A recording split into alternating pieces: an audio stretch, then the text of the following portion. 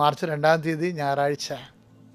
അമ്മേ പരിശുദ്ധമ്മേ, അമ്മേ പരിശുദ്ധമേ, ദൈവമാതാവേ, അന്ന് അങ്ങ് കൃപാസനത്തിൽ പ്രത്യക്ഷപ്പെട്ട് വരാൻ പോകുന്ന മഹാദുരന്തത്തിൽ നിന്ന് രക്ഷപ്പെടാനും എല്ലാവർക്കും വേണ്ടി പ്രാർത്ഥിക്കുവാനും ആവശ്യപ്പെട്ടിട്ട് 20 വർഷം കഴിഞ്ഞ ഈ വേളയിൽ ഞങ്ങൾക്കും ഈ ദേശത്തിനും അങ്ങ് മാധ്യസ്ഥം തേടി തന്ന എല്ലാ അനുഗ്രഹങ്ങൾക്കും കൃപകൾക്കും ഞങ്ങളിപ്പോൾ ഹൃദയം നിറഞ്ഞ നന്ദി പറയുന്നു.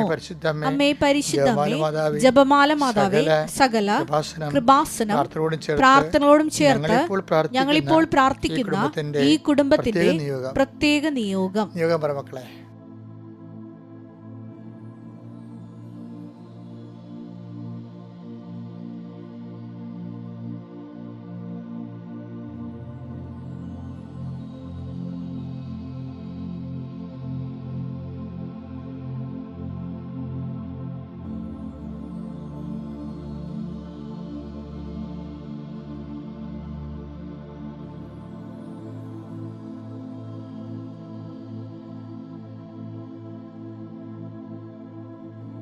അമ്മയുടെ പ്രത്യക്ഷീകരണത്തിന്റെ ഈ ദ്വാദശക വേളയിൽ ഞങ്ങൾക്ക് സാധിച്ചു തരുവാൻ കനിയണമേ.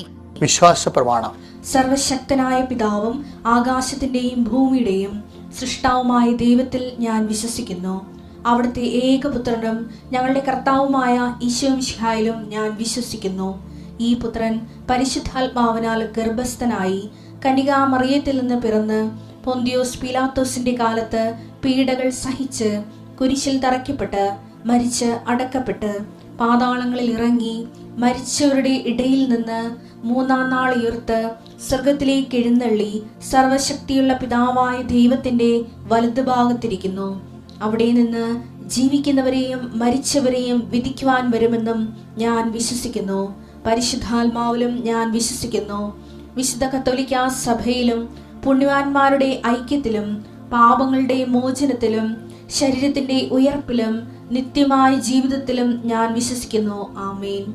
സ്വർഗ്ഗസ്ഥനായ ഞങ്ങളുടെ പിതാവേ, അങ്ങയുടെ നാമം പൂജിതമാകണമേ. അങ്ങയുടെ രാജ്യം വരണമേ. അങ്ങയുടെ തിരുമനസ് സ്വർഗത്തിലെ പോലെ ഭൂമിയിലും ആകണമേ. അന്നു വേണ്ടുന്ന ആഹാരം ഇന്ന് ഞങ്ങൾക്ക് തരണമേ. ഞങ്ങളോട് തെറ്റ് ചെയ്യുന്നവരോട് ഞങ്ങൾ ക്ഷമിക്കുന്നത് പോലെ ഞങ്ങളുടെ തെറ്റുകൾ ഞങ്ങളോടും ക്ഷമിക്കണമേ. ഞങ്ങളെ പ്രലോഭനത്തിൽ ഉൾപ്പെടുത്തരുതേ, തിന്മയിൽ ഞങ്ങൾ രക്ഷിക്കണമേ. ആമേൻ. നന്മ നിറഞ്ഞ മറിയമേ, സ്വസ്തി. കർത്താവ് അങ്ങയുടെ കൂടെ സ്ത്രീകളിൽ അങ്ങ് അനുഗ്രഹിക്കപ്പെട്ടവളാകുന്നു.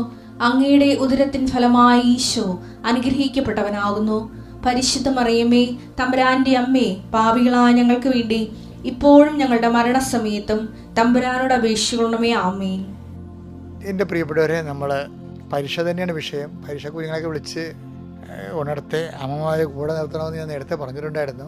പരീക്ഷ തുടർന്നുകൊണ്ടിരിക്കുന്ന ഒരു സമയമാണ്. അതുകൊണ്ട് തന്നെ ചില അമ്മമാരൊക്കെ ഇല്ലേ, പരീക്ഷ ഹാളിൽ പോയി കുഞ്ഞുങ്ങൾ പോകുമ്പോൾ പുറത്ത് നിന്നുകൊണ്ട് ജപമാല ചൊല്ലി പ്രാർത്ഥിക്കും, പള്ളിയിൽ പോയിരുന്ന് പ്രാർത്ഥിക്കും. അപ്പം നിർണായകമായ പരീക്ഷയ്ക്ക് പ്രേയർ സപ്പോർട്ട് ഭയങ്കര അനുഗ്രഹമാണ്. അത് ദൈവഹിതമാണെങ്കിൽ ഒരു കാരണവശാലും തടസ്സം ഉണ്ടാകത്തില്ല. നമ്മുടെ തടസ്സങ്ങളെ തട്ടിത്തെറിപ്പിച്ചുകൊണ്ട് ദൈവം അത് നിറവേറ്റും.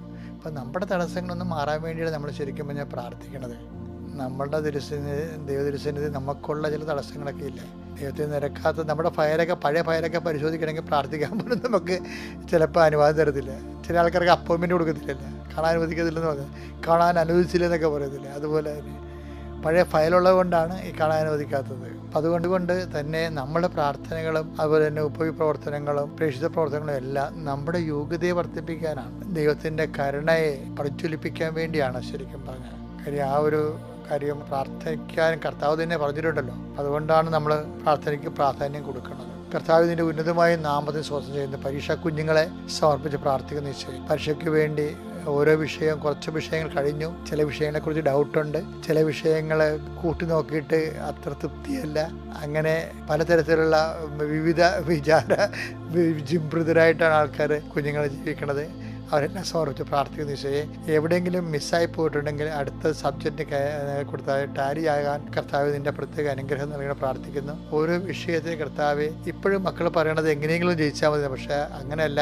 ആ ഉപരി വിദ്യാഭ്യാസം വേണമെങ്കിൽ ഉന്നതമായ വിജയം കൈവരിച്ചില്ലെങ്കിൽ ഒത്തിരിയേറെ കടമ്പകളുണ്ട് കർത്താവ്. അതുകൊണ്ട് അങ്ങനെ ആശ്രയിക്കുന്ന എല്ലാ മക്കളെയും നീ സമൃദ്ധമായി അനുഗ്രഹിക്കണമേ. അവരുടെ കഴിവിനേക്കാൾ ഉപരി കർത്താവ് അങ്ങയുടെ കൃപയാൽ അവർക്ക് ആവശ്യമായ മാർക്ക് നൽകി അവരുടെ ഉപരി വിദ്യാഭ്യാസം ഭാവി സുരക്ഷിതമാക്കാനുള്ള കർത്താവ് ഇടങ്ങൾ നൽകണം പ്രാർത്ഥിക്കുന്നു. ഇനി കർത്താവ് ഈ പരീക്ഷ നമ്മുടെ ഇനി കുഞ്ഞുങ്ങളെ എഴുത്തിനിരുത്തണതും അതുപോലെ തന്നെ കുഞ്ഞുങ്ങളെ പ്രവേശനോത്സവത്തിന് കൊണ്ടുപോകുന്ന അമ്മമാരെ കൊണ്ട്. അപ്പോൾ കുഞ്ഞുങ്ങൾ ഒരു കാരണവശാലും എഴുത്തിന് പോലും ഇരുത്താതെ, എഴുത്ത് പോലും പഠിക്കാത്ത ഭയങ്കര അഗ്രസീവായിട്ടുള്ള കുഞ്ഞുങ്ങളുണ്ട്, അനുസരിക്കാത്ത കുഞ്ഞുങ്ങളുണ്ട്, ഭയങ്കര പിടിവാശിയുള്ള ആ മക്കളെല്ലാം കർത്താവ് നിന്റെ തിരുമുറുവാർന്ന് വലത് കർത്താൽ അങ്ങ് സ്പർശിക്കണമേ. ഓട്ടിസമുള്ള മക്കള്, ഹൈപ്പർ ആക്ടിവിറ്റി ഉള്ള മക്കള്, പ്രത്യേകിച്ച് കർത്താവ് ഭയങ്കര പലതരത്തിലുള്ള ദുശാഠ്യങ്ങളുള്ള കുഞ്ഞുങ്ങള്, അതുമൂലം സമാധാനം നഷ്ടപ്പെട്ട അമ്മമാര്, ഉറക്കം നഷ്ടപ്പെട്ട അമ്മമാര്, കുഞ്ഞുങ്ങൾ ഉറങ്ങാത്ത കാരണം അമ്മമാർക്ക് ഉറങ്ങുന്നില്ല, അവർക്ക് പറയണതെല്ലാം ഭയങ്കര ഇറിറ്റേഷനായിട്ട് തോന്നുന്നു, കുടുംബത്തിൽ അതിന്റെ പേരിൽ വലിയ കലഹങ്ങൾ ഉണ്ടാകുന്നു,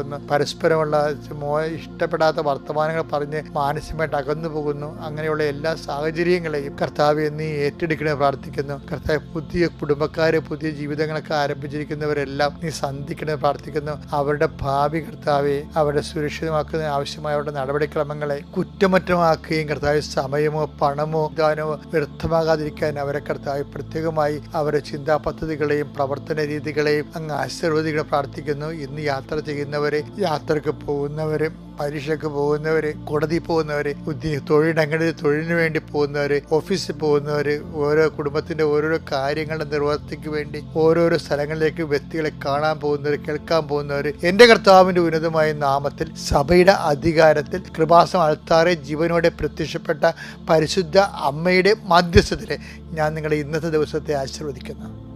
എൻ്റെ പ്രിയപ്പെട്ടവരെ, അടുത്ത തിങ്കളും ബുധനൊക്കെ ആയിട്ട് നമ്മുടെ കേരള സഭ നോൻപിലേക്ക് പ്രവേശിക്കുകയാണ്. നോൻപിലും അതുപോലെ തന്നെ കർശനമായി നോൻപെടുക്കുന്നവരുണ്ട്. അതുപോലെ തന്നെ നോൻപ് ചില സഭകളിൽ അത് കടമായി മാറും. ചില ദിവസങ്ങളിൽ നോൻപ് ചിലപ്പോൾ നോൻപ് ദിവസമായിരിക്കും, അല്ലെങ്കിൽ ദുഃഖ വെള്ളിയാഴ്ചയായിരിക്കും. പിന്നെ കടമുള്ള ദിവസങ്ങളുണ്ട്. ദൈവതിരുസന്നിധിയിൽ നമുക്ക് ഒബ്ലിഗേഷൻ മണ്ടേറ്ററി ആയിട്ട് ചെയ്യേണ്ട കാര്യങ്ങൾ, അപ്പോൾ ചെയ്യാതെ വരുമ്പോൾ അത് കടമായിട്ട് മാറും. പക്ഷേ കടം എന്ന് പറയുമ്പോൾ ശരിക്കും പറഞ്ഞാൽ നമ്മൾ ദൈവത്തിന് കടം തന്നെ രണ്ട് തരമുണ്ട്. നമ്മൾ ദൈവത്തിന് കൊടുക്കാനുള്ളത് കടങ്ങൾ, പിന്നെ ദൈവം നമുക്ക് തരാനുള്ള കടങ്ങളുണ്ട്. നിങ്ങളൊക്കെ ഇതെന്ത് വർത്തമാനമാണ് ഈ പറയണത്? ദൈവം നമുക്ക് കടം തരാനുണ്ടെന്ന് അത് കഴിഞ്ഞാൽ നമ്മൾ ചില കാര്യങ്ങൾക്ക് നമ്മൾ ആത്മാർത്ഥമായിട്ട് ജീവിക്കും. ചില ആൾക്കാരൊക്കെ ഭർത്താവ് ചില പറഞ്ഞില്ലേ, എൻ്റെ അച്ഛാ ഞങ്ങൾക്ക് ഭർത്താവിന് കുഞ്ഞുങ്ങളൊന്നും ഉണ്ടാകത്തില്ല, എനിക്കാണെങ്കിൽ ഒരു കുഞ്ഞിനെ പെറ്റ് വളർത്താനുള്ള ഭയങ്കര കൊതിയാണ്, എനിക്ക് ചില സ്ഥലത്ത് ചത്ത് കളയാൻ തോന്നും, എന്നാലും ഞാൻ ഈ മനുഷ്യനെ പിരിയത്തില്ല. എന്താ കാര്യം? ഞാൻ കർത്താവിൻ്റെ അടുത്ത് നിന്ന് വാഗ്ദാനം ചെയ്തതല്ലേ, അപ്പോൾ ഒരു കുഞ്ഞില്ലെന്ന് വിചാരിച്ചുകൊണ്ട് ഞാൻ ഭർത്താവിനെ പിരിയുക. പക്ഷേ എനിക്കാണെങ്കിൽ എപ്പോഴും മറ്റു കുഞ്ഞുങ്ങളെ കാണുമ്പോൾ കെട്ടിത്തൂങ്ങി ചാകേണ്ട സങ്കടം വരും. അപ്പോൾ ദൈവത്തിൻ്റെ സന്നിധിയിൽ കൂദാശയുടെ ബലത്തിൽ ഇവരിങ്ങനെ ക്രിസ്തുവിൻ്റെ നാമത്തെ സഹിക്കുകയാണ്. അതാണ് കടം. അപ്പോൾ ദൈവം ഇങ്ങോട്ട് ഒരാളുടെ കടമാണ്. അതായത് നിങ്ങളെപ്പോഴും അപ്പോൾ കടം അതായത് ഈ സാലറി ചാലഞ്ച് എന്നൊക്കെ കേൾക്കത്തില്ലേ, എന്താണ് ബിരിയാണി ചാലഞ്ച് എന്നൊക്കെ പറയത്തില്ലേ, അതുപോലെ ഇതുപോലെ ഒരു നമ്മുടെ ഒരു ചാലഞ്ചായിട്ട് എടുക്കണം ദൈവം നമുക്ക് തരാനുള്ള കടങ്ങൾ. അതെന്ന് വെച്ച് കഴിഞ്ഞാൽ അത് നമ്മുടെ ജീവിതത്തിൻ്റെ ഒരു ചാലഞ്ച്.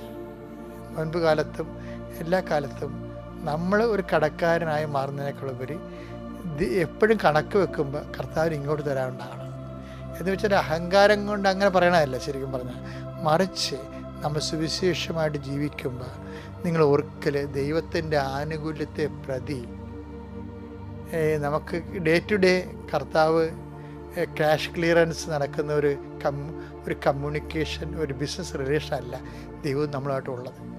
അതുകൊണ്ട് തന്നെ കർത്താവ് പലപ്പോഴും നമ്മൾ കുഞ്ഞുനാളും മുതൽ ദൈവം തമ്മിൽ നടക്കുന്ന ആളാണ്.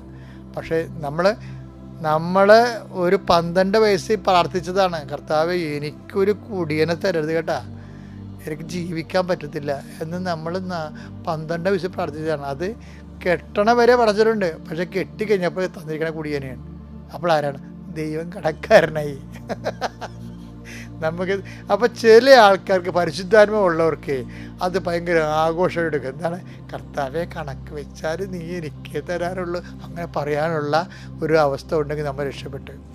കാര്യം കർത്താവിന് പറയാൻ കടങ്ങളെ ഈ ആൾ മാനിക്കുന്ന ആളാണ്. അതാണ് പറയണത്. എന്തെങ്കിലും കൂടുതൽ ചിലവാകുകയാണെങ്കിൽ ആ സമരക്കാരുടെ കഥയില്ലേ, സമരക്കാരൻ്റെ കഥയിൽ എന്താ പറയണത്?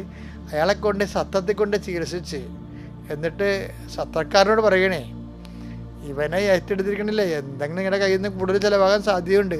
ഒരു മനുഷ്യനെ നമ്മൾ ഏറ്റെടുക്കുമ്പോൾ അത് ഭർത്താവാകാം, ചിലപ്പോൾ മക്കളാകാം, ചിലപ്പോൾ ഭാര്യയാകാം, ചിലപ്പോൾ കൂട്ടുപണിക്കാരനാകാം. ഒരാളെ ഏറ്റെടുക്കുമ്പോൾ തീർച്ചയായിട്ടും നമ്മൾക്കൊന്ന് കൂടുതൽ ചിലവാകും. കാര്യം എന്താ? നമ്മെ സ്നേഹിച്ചാൽ അവരതുപോലെ സ്നേഹിക്കണം നിർബന്ധമില്ല. കൂടുതൽ നമ്മുടെ നിന്നാണ് ചിലവാകണത്. ഇപ്പോൾ ചിലർക്ക് അങ്ങോട്ടും ഇങ്ങോട്ടും മിണ്ടാടക്കണത് എന്തുകൊണ്ടാണ്? അതായത് ഞാൻ അവനെ സ്നേഹിക്കണത് അവൻ്റെ കാര്യത്തിലൊക്കെ ഒരു കുഴപ്പമില്ല, അവരുടെ കാര്യം അതൊക്കെ. പക്ഷേ ഇങ്ങോട്ട് അതുപോലെ ഇല്ല. ഇങ്ങോട്ടൊക്കെ കാര്യം പറയുമ്പോൾ കൈ അവരുടെ കുറുങ്ങിപ്പോകും.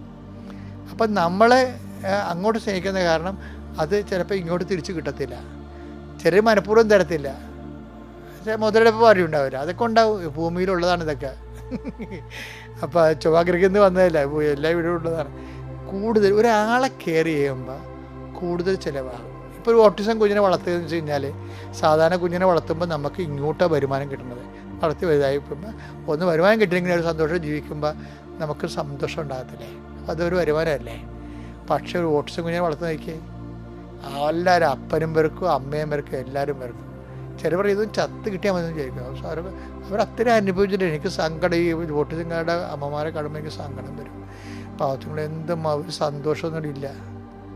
അതിനിടയ്ക്ക് വഴക്കാ വീടുണ്ടെങ്കിൽ ഒരു സാന്ത്വനം ഉണ്ടെങ്കിൽ ആ പിള്ളേർ ഉറങ്ങും, അത് ഉറങ്ങത്തുമില്ല. ഇങ്ങനെ അപ്പം എന്താ കൂടുതൽ ചിലവാകുകയാണ്. അതെന്താ സംശയം? കർത്താവ് പറഞ്ഞെങ്കിൽ കൂടുതൽ നിനക്ക് കൂടുതൽ ഇപ്പം ദൈവം തന്നതാണെന്ന് പറഞ്ഞാൽ എല്ലാം ദൈവം തന്നതല്ലേ. അപ്പോൾ ഈ അതിനു വേണ്ടി ഒരാൾക്ക് നല്ല ആരോഗ്യമുള്ള കുഞ്ഞിനെയും കൊടുക്കും, നിനക്ക് ഓട്ടിസം കുഞ്ഞിനെ തരുമ്പോൾ എന്തോ ഒരു ഇംബാലൻസ് ഉണ്ടത്തില്ലേ? അപ്പോൾ ആ ഓട്ടിസം കുഞ്ഞിന് കൂടുതൽ ചിലവാകത്തില്ലേ? ചിലവാകണ ആരാണ്? കൂടുതൽ ചിലവാകണമെങ്കിൽ എന്ത് ചെയ്യും? 10:35 വായിച്ചേ ലൂക്ക. അടുത്ത ദിവസം അവൻ സത്രം സൂക്ഷിപ്പുകാരന്റെ കയ്യിൽ, സത്രം സൂക്ഷിപ്പുകാരനാണ് ഈ കൊട്ടിച്ച കുഞ്ഞിന്റെ അമ്മയെന്ന് പറഞ്ഞ സത്രം സൂക്ഷിപ്പുകാരനാണ്, 2 ദനാറ കൊടുത്തിട്ട് പറഞ്ഞു എന്താ? ഇവന്റെ കാര്യം നോക്കിക്കൊള്ളണം. ഈ കഞ്ഞിന്റെ കാര്യം ഓട്ടിസമാണ് കേസ് ചെയ്തത്, അല്ലെങ്കിൽ ഹൈപ്പർ ആക്ടിവിറ്റിയാണ്, അല്ലെങ്കിൽ പ്രായമുള്ള മാതാപിതാക്കൾ, ഭ്രാന്തി പിടിച്ച കുഞ്ഞുങ്ങൾ പ്രായമുള്ളവരായിരിക്കാം. ഇവൻ്റെ കാര്യം നോക്കിക്കൊള്ളാമെന്ന് പറഞ്ഞിരിക്കണത്. അത് നമ്മുടെ ഒരു ചുമതല. അവൻ്റെ കാര്യം നോക്കി ദൈവമാണ് പറഞ്ഞിരിക്കണം, അല്ലാതെ വീട്ടുകാർ പറഞ്ഞിരിക്കണമല്ല, പഞ്ചായത്ത് എന്ന് പറഞ്ഞിരിക്കണമല്ല. കർത്താവ് പറഞ്ഞിരിക്കണം ഇവൻ്റെ കാര്യം നോക്കിക്കൊള്ളണം, നിന്നെയാണ് ഏൽപ്പിച്ചിരിക്കണം.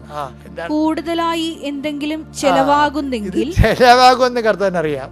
സാധാരണ കുഞ്ഞുങ്ങളെ കൊടുത്തവർ അടിച്ചുപൊളിച്ച് നടക്കുമ്പോൾ ഓടിച്ച കുഞ്ഞുങ്ങൾ നടക്കുന്നത് ഇതുപോലെയുള്ള കുടുംബത്തിൽ പരാരാബ്ദമുള്ളവരില്ലേ, പ്രായം അപ്പനമ്മയുള്ളവർക്കൊക്കെ അടിച്ചുപൊളിച്ച് നടക്കാൻ പറ്റുമോ? ഒരു കുഞ്ഞ് സ്വന്തം അനിയത്തിന് മനസ്സമ്മതത്തിന് പോലും വരാത്തവർ, പോകാൻ പറ്റാത്തവർ എൻ്റെ മുമ്പിൽ നിന്ന് കരഞ്ഞിട്ടുണ്ട്. വീട്ടിലെ മാതാപിതാക്കന്മാർ നോക്കി തറവാദം പിടി കിടക്കുന്നവരെ നോക്കണ്ടേ? തൂറിമുള്ളിയൊക്കെ കിടക്കുവാണ്. എന്തൊരവസ്ഥയാണ്. കൂടുതൽ ചിലവാകും. ഒരാളെ കെയർ ചെയ്യുമ്പോൾ കൂടുതൽ ചിലവാകും. അതാ പറയണത്. കൂടുതൽ 2 ദിനാറ കൂടുതൽ പറയണേ. കൂടുതൽ ചിലവാകുകയാണെങ്കിൽ എന്ത് ചെയ്യണം? ഞാൻ തിരിച്ചു വരുമ്പോൾ തന്നുകൊള്ളാം. തിരിച്ചു വരുമെന്ന് ഒരാളെ പറഞ്ഞിട്ടുള്ളൂ. ഇവിടുത്തെ പ്രശ്നം അതല്ലേ. Marks, Engels, Solomon, Socrates, Pliny, Plato, അത്ര അണ്ണന്മാർ ഇവിടെ നടന്ന് ഒരെണ്ണം തിരിച്ചു വരത്തില്ല. എല്ലാം ചത്ത് മണ്ണോട് പണ്ട് തിരിച്ചു വരുന്ന ഒരാളെ പറഞ്ഞിട്ടുള്ളൂ. എന്തെങ്കിലും കൂടെ ചിലവാകണമെങ്കിൽ എൻ്റെ 2ാമത്തെ വരവിന് ഞാൻ റെക്ടിഫൈ ചെയ്യും. അപ്പോൾ ആരാണ് കടം? അപ്പം കർത്താവിന് കടം കൊടുക്കണ പോലെയാണ് എൻ്റെ മകളെ, എൻ്റെ മകനെ, നീ ഒരു പാരിതോഷികം, ഒരു നന്ദിയില്ലാത്ത ഒരു ജോലി ഏറ്റെടുക്കണത് കർത്താവിന് കടം കൊടുക്കണ പോലെയാണ്. നോമ്പിൻ്റെ കാലത്ത് കർത്താവ് നിന്നെ സഹായിക്കും. ഞാനും കർത്താവിന് തിരിച്ചു വരവ് നോക്കി ജീവിക്കുന്ന ഒരാളാണ്. ചിലപ്പോൾ എന്തെങ്കിലുമൊക്കെ തെറ്റുകൾ സംഭവിക്കും. ഞാൻ കർത്താവിൻ്റെ തിരിച്ചു വരവെന്ന് പറയുമ്പോൾ ഏത് സമയത്തും വരാമല്ലോ. എപ്പോഴാണ് കർത്താവിനെ കാണാൻ പറ്റുന്ന ഈ ശാരീരിക അവസ്ഥ മാറണത്, അന്ന് കർത്താവിനെ കാണും നമ്മൾ. അപ്പം അതുകൊണ്ട് തിരിച്ചു വരവ് സുനിശ്ചിതമാണ്. എപ്പോൾ സംഭവിക്കുന്ന അറിയുന്നതിൽ മാത്രമേ ഉള്ളൂ. അപ്പോൾ തിരിച്ചു വരുമ്പോൾ എന്താണ് കർത്താവ് ഇങ്ങോട്ട് നിങ്ങൾ തരാനുണ്ടാകണം. ആ രീതിയിൽ വേണം കണക്ക് അവസാനിക്കാൻ. എല്ലാ ദിവസവും കണക്ക് ക്യാരി ഓവർ ചെയ്യുമ്പോൾ ബാലൻസ് നോക്കുമ്പോൾ ഇങ്ങോട്ടേക്ക് കിട്ടാണ്ടാണ് കർത്താവിൽ നിന്ന്. എന്നാൽ തിരിച്ചു വരവ് ആഘോഷിക്കാൻ പറ്റും. ജീവിതം മുഴുവനും കർത്താവിൻ്റെ തിരിച്ചു വരവിൻ്റെ ഒരു ആഘോഷമാണെന്ന് ഓർക്കണേ.